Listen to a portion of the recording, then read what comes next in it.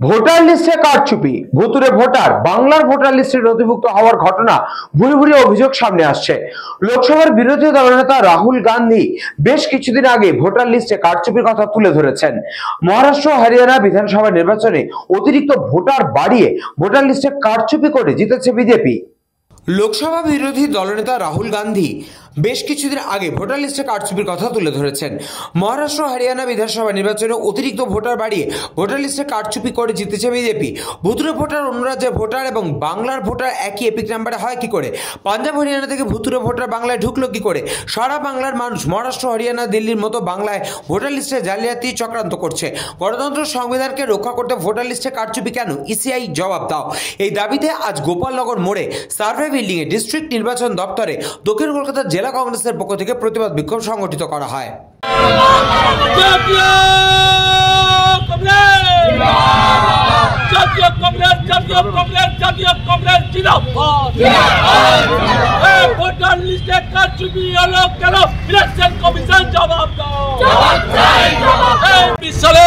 বিধানসভা নির্বাচন, এই নির্বাচনের প্রাক্কালে ইলেকশন কমিশন যে খসড়া ভোটার তালিকা প্রকাশ করেছে, এই খসড়া ভোটার তালিকা আমরা মনে করি লাখ লাখ ভুয়া ভোটার আছে।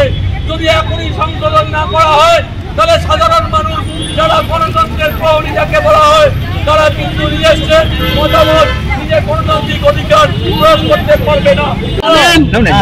যে ভোটার লিস্টে যে কারচুপি ধরা পড়েছে, এই কারচুপি সারা ভারতবর্ষে হচ্ছে। লোকসভা নির্বাচনে মহারাষ্ট্রে যেমন ভোট যে সংখ্যা ভোটার ছিল তার বিধানসভা নির্বাচন আস্তে আস্তে 70 লক্ষ ভোটার বেড়ে গেছে। হরিয়ানাতেও তাই হয়েছে। পশ্চিম বাংলায় যে হারে ভোটার মৃত ভোটারের নাম ভোটার লিস্টে জায়গা পেয়েছে, যেভাবে অন্য রাজ্যের ভোটারদের নাম আমাদের রাজ্যে ভোটার তালিকায় স্থান পেয়েছে, যেভাবে একজন ব্যক্তির একাধিক জায়গায় নাম ভোটার লিস্টে নাম আছে, বাংলাদেশের রোহিঙ্গা যারা আছে অনুপ্রবেশকারী বাংলাদেশের, তাদের নামও বাংলাদেশের ভোটার লিস্টে আছে, পশ্চিম বাংলা ভোটার লিস্টে আছে।